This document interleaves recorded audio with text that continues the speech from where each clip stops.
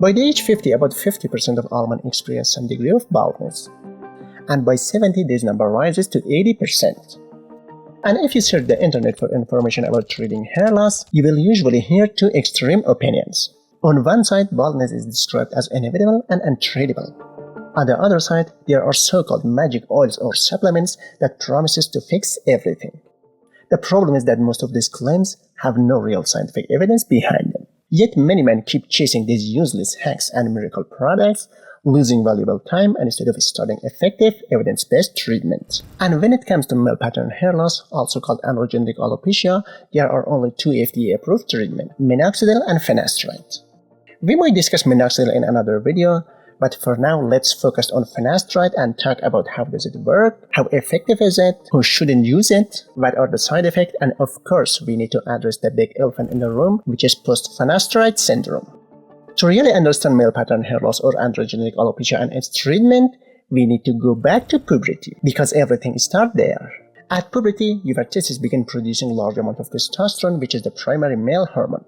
It enters the bloodstream and starts affecting your body from head to toe. You grow beard and mustache, your Adam's apple become more prominent, your voice deepens, your muscle grow bigger and stronger, your height increases, your penis grows significantly, and dozens of other changes happen in your body, all driven by testosterone and other male hormones. Inside the body, some of the testosterone gets converted into a much stronger male hormone called dihydrotestosterone or DHT. This conversion happens through an enzyme called 5-alpha reductase.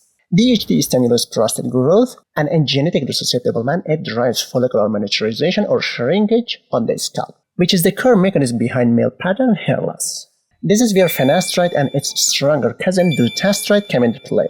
These drugs block 5-alpha reductase enzyme. Less enzyme activity means less DHT. Less DHT means smaller prostate and slower hair loss. Sounds simple, right? But medicine is rarely that simple. Because 5-alpha reductase doesn't exist only in the hair follicle, it's present in many organs and systems throughout the body, including the skin, the prostate, the brain, the genitals, and many more. So when you block this enzyme with finasteride or dutasteride, you are not just lowering DHT in the scalp, you are lowering it throughout the body. And in a small percentage of men, that can lead to side effects, which we will discuss later. But historically, finasteride was first approved in 1992 as a 5 mg tablet for benign prostatic hyperplasia or BPH. Later in 1997, a 1 mg dose was approved specifically for androgenetic alopecia or male pattern hair loss. And that's how a prostate drug became one of the most prescribed treatments for hair loss in the world. Men with male pattern hair loss typically take a 1 mg pill of finasteride every day. That single tablet lowers DHT level by 65 to 70%. Not just in the scalp, but also in the blood, in the prostate, and all over the body. When DHT levels drop, the miniaturization and gradual destruction of hair follicle slows down, and in many cases it stops. But with finasteride, the goal isn't magic regrowth overnight, as you hear in some ads online. The goal is to preserve what you still have. And the scientific data behind finasteride for preserving hair is strong.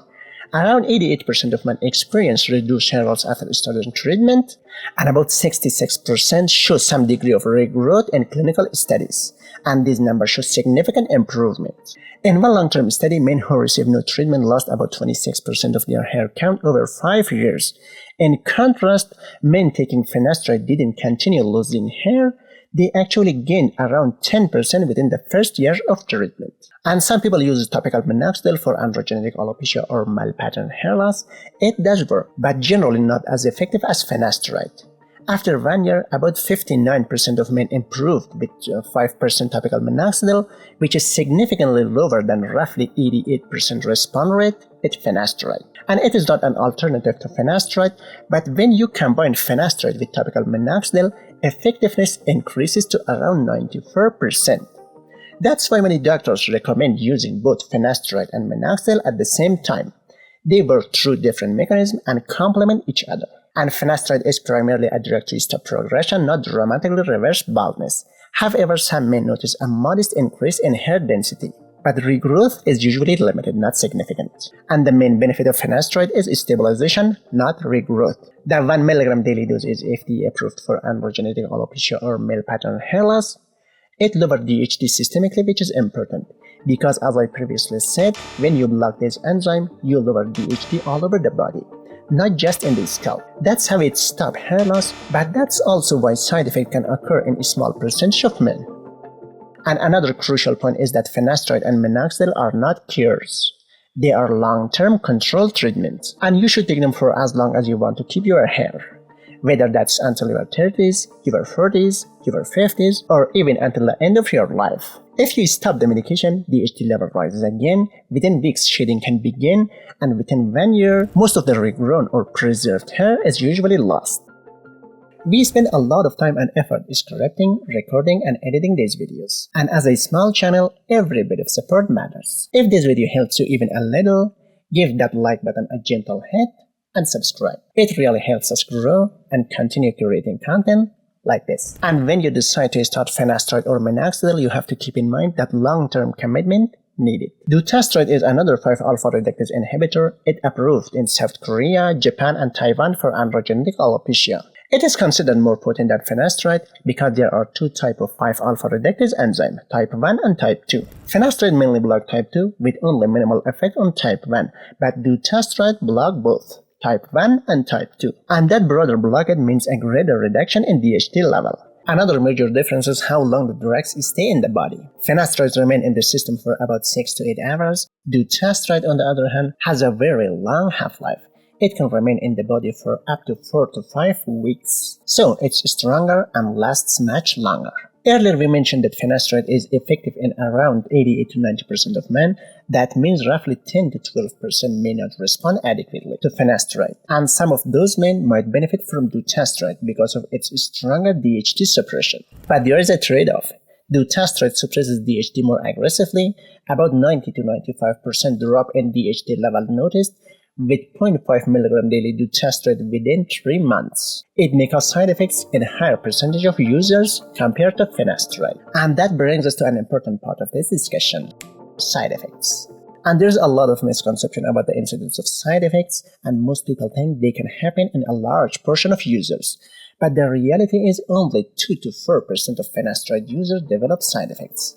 And most commonly reported side effects of both finasteride and dutasteride are sexual in nature, including erectile dysfunction, decreased libido, reduced ejaculatory volume, and in some cases, gynecomastia or large breasts in men. When you block the 5-alpha reductase enzyme with finasteride or dutasteride, testosterone can no longer be converted into DHT, which is the more potent male hormone responsible for prostate growth and hair follicle miniaturization. But that's not the whole story. When this pathway is blocked, some of extra testosterone is redirected into another pathway, where it's converted into estrogen inside fat tissue.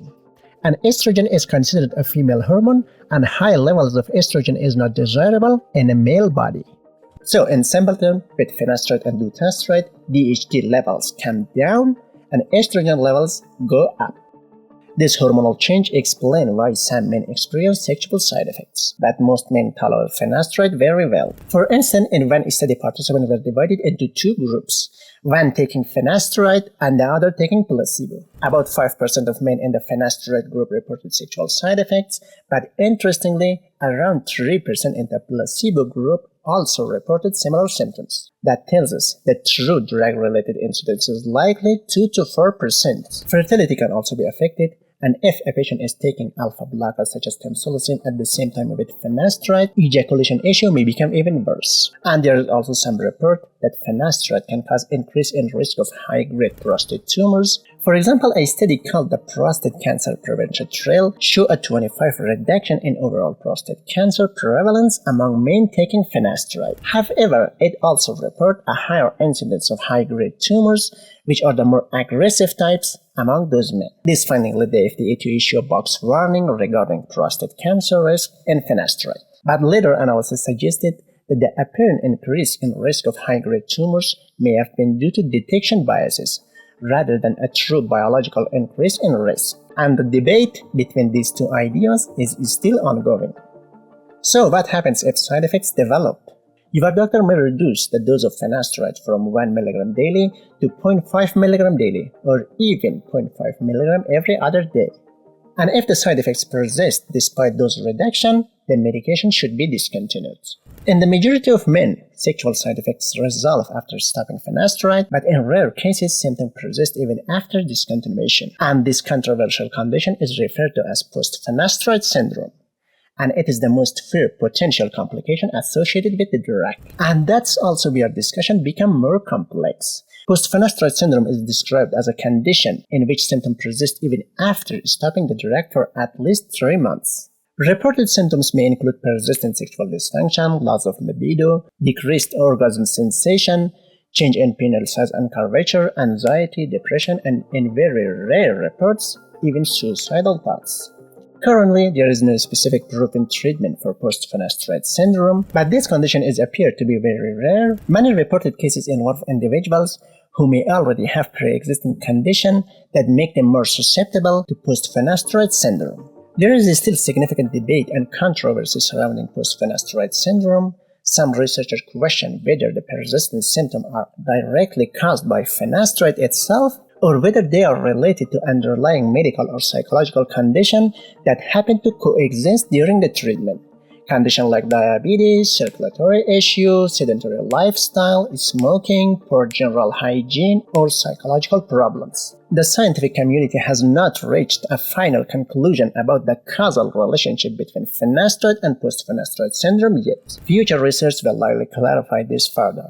Conditions such as prior depression, infertility issue, or pre-existing sexual dysfunction may increase a man's susceptibility to post-finasteride syndrome. Because of this, many physicians are now more cautious when prescribing finasteride to patients with history of these conditions. And it is also very important to understand that finasteride and dutasteride are contraindicated in children and pregnant women, or women who may become pregnant. Because DHT plays a crucial role in male fetal genital development, if pregnant woman is exposed to medication, especially during early pregnancy, it can interfere with normal genital development in the fetus. So, these drugs must be handled carefully and prescribed responsibly. As with any medication, the key is proper patient selection, informed decision, and weighing benefits against potential risks. So, we can see clearly that finasteride is an effective drug for benign prostatic hyperplasia and androgenetic alopecia. It shrinks prostate and preserves hair, but it works by lowering DHT, and the DHT is not a useless hormone. It's play an important role in male body, especially brain and sexual function. That's why prescribing this medication is never casual. And we discussed the real reason behind male and female pattern hair loss in this video. If you have free time, you can check that out.